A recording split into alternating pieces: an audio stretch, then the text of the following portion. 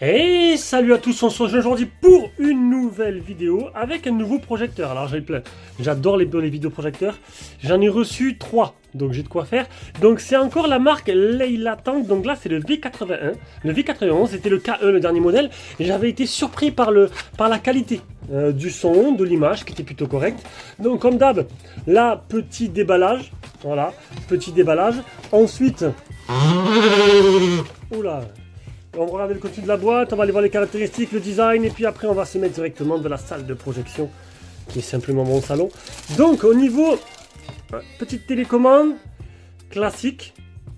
Alors sur la télécommande, il n'y a pas la mise au point électronique, hein, comme le dernier modèle. Donc c'est le V91, on ira voir le tarif après. Et je vous mettrai bien sûr un lien d'achat en dessous de la description. Alors on est sur un modèle qui est plus classique, j'ai envie de te dire. Donc dans la boîte, on aura le cordon d'alimentation, le câble HDMI et un cordon RCA. RCA, voilà. Alors, Leilatang. Allez, donc du coup, là, ce sera de la mise au point manuelle. Hein. Ce ne sera pas aussi bien que le K1. Le K1, j'ai vraiment beaucoup aimé. Bon, pourquoi pas. Il faut voir le tarif et le positionnement tarifaire. Allez, on va découvrir rapidement. Donc à l'avant, on aura le port IRC. C'est un projecteur à LED, donc grosse durée de vie. Alors la technologie, c'est hallucinant comme la technologie a avancé sur les projecteurs. On arrive à avoir des projecteurs, j'ai fait des projecteurs à 90 € qui étaient vraiment excellents. Excellents, bon après, bon, il y en a qui vont trouver...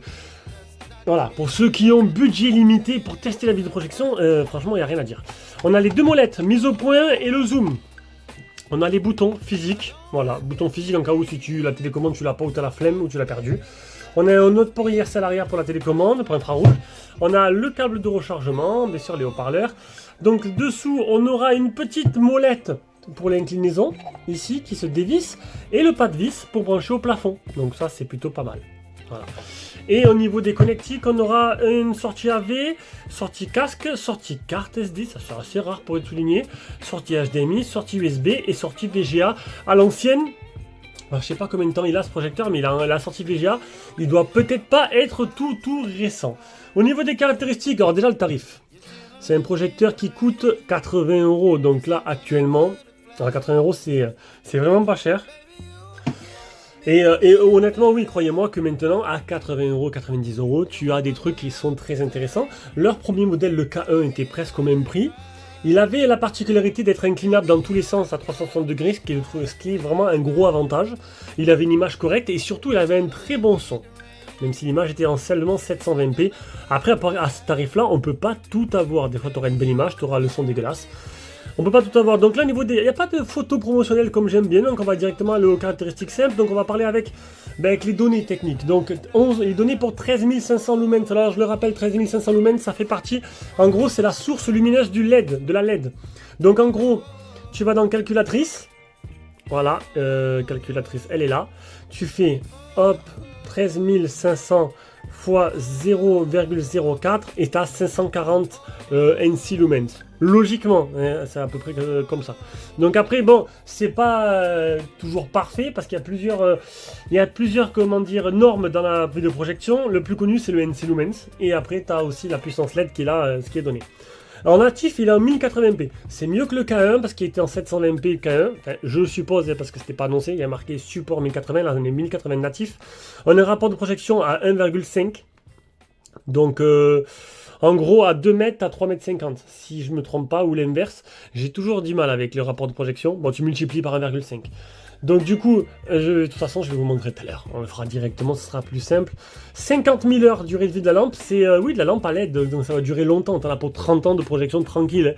Après, bon, ça c'est un petit projecteur qui va aller dans la chambre. Qui va bien dans une chambre. Ou peut-être pour commencer la vidéoprojection. Pourquoi pas. Voilà. Donc de 40 à 200 pouces de taille d'image. Moi, on verra bien. De toute façon, il sera à 3 mètres. On aura 2 mètres 50. Et on verra ça de suite. Allez, on passe à la salle de projection. Allez, on commence par le plein jour. Donc là, je suis en plein jour. Bon, c'est pas assez puissant. Hein. On n'y va pas trop grand chose.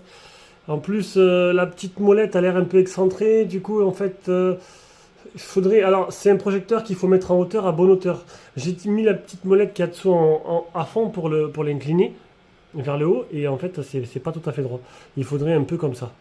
On va continuer un peu de travers, mais voilà, la petite molette est peut-être mal placée. Donc les trapèzes se font manuellement. La mise au point aussi. Voilà. Au niveau du son, j'ai mis le téléphone juste à côté du projecteur. On va se taire un peu, on va regarder un peu. 40, entre 45 et 45 décibels pour au niveau du son. Il souffle pas mal. Bon, une fois en projection, si le son est bon, ça devrait le faire. Allez, on se retrouve sur l'OS.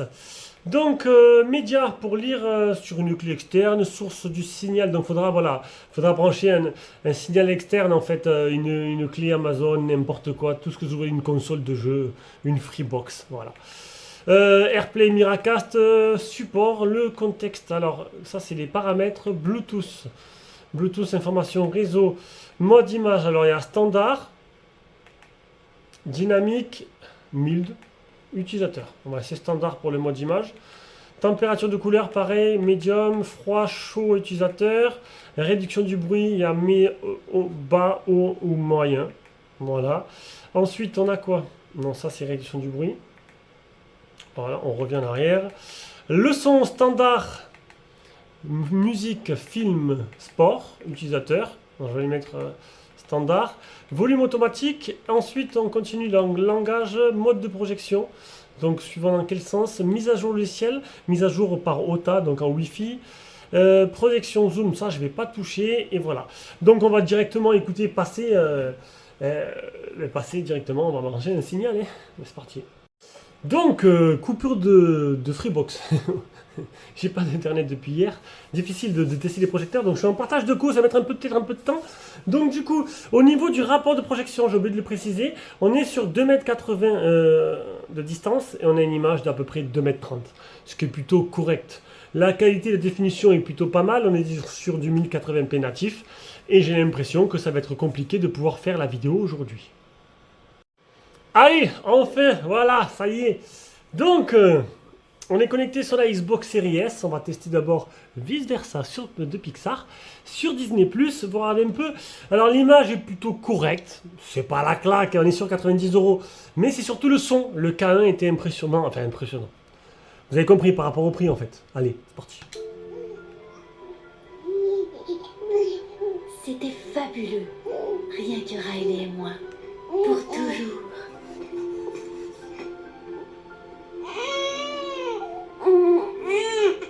Enfin, presque. Jusqu'à... Je m'appelle Tristesse. Oh, bonjour Tristesse. Je m'appelle Joie. Verdict. Belle image, plutôt pas mal. Et le son est bon. Le son est bon. Après avoir testé moult projecteurs avec un son dégueulasse, là je peux dire que là la Tang, les deux projecteurs que j'ai fait, le son était bon. Pas besoin d'avoir de barre de son ou de source externe. Et ça c'est plutôt rare. Allez, après un petit dessin animé. C'est vrai que les dessins animés, ça met bien en valeur en fait. On va me regarder un petit film. On va regarder Avatar comme d'habitude. Ils ont mieux à faire. Oh, c'est que ça va. Il y a des familles, il y a des enfants, des bébés. Vous allez tuer des enfants? Vous ne voudriez pas avoir ça sur la conscience. Écoutez, laissez-moi essayer de les convaincre de partir. Ils ont confiance en moi. Pas mal de détails quand même dans l'image. Pas mal de détails, peut-être un peu modifié. Je ne sais pas si je peux le faire directement quand tu es sur une source externe, mais je modifierai bien un peu l'image. Je trouve que c'est assez trop. Alors comment on appelle ça? Comment on appelle ça? Trop de détails. On va mettre. Il n'y a pas de movies. Mode image standard, dynamique. Dynamique, ça va pas me plaire, ça sera encore pire. Température de couleur. Utilisateur médium, froid, chaud. Bon, voilà. J'aurais mis un mode film. J'aime bien les modes film. On va voir un peu ce que ça donne maintenant en avoir changé un peu. C'était un peu trop. J'ai perdu le mot. Bon, vous m'aurez compris. J'ai perdu le mot. C'est parti. Ah, la télécommande est là.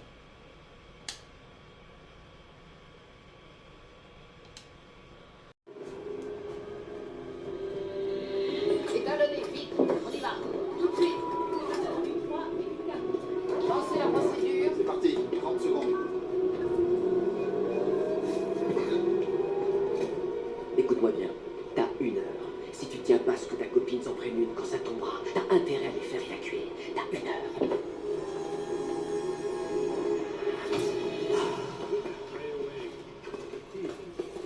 Bon, voilà.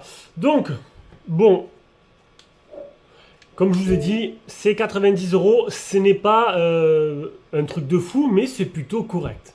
On va maintenant mettre un jeu pour voir un peu la latence. Parce que la latence, ça y fait beaucoup, parce qu'il y en a pas mal qui demandent des projecteurs pour jouer. On va se lancer un petit Crisis. Après là, comme vous voulez voir, je suis à 2,80 m de distance, une image de 2,50 m. Si vous préférez avoir une plus petite image, vous allez gagner un peu en qualité, en résolution, ce sera un peu plus propre. Plus on va reculer, plus l'image va s'agrandir, moins la qualité sera mais bonne. C'est pas dégueulasse, mais peut-être... Oh! On va baisser le son. Alors, belle surprise.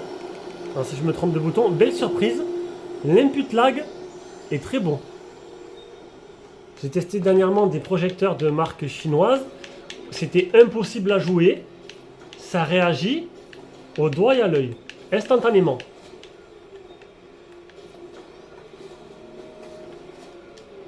Assez surpris de ces deux petits projecteurs que j'ai fait là l'attente. Je me languis de voir un peu le troisième qui est le plus haut de gamme, qui est plus cher, mais qui pourrait être une bonne surprise.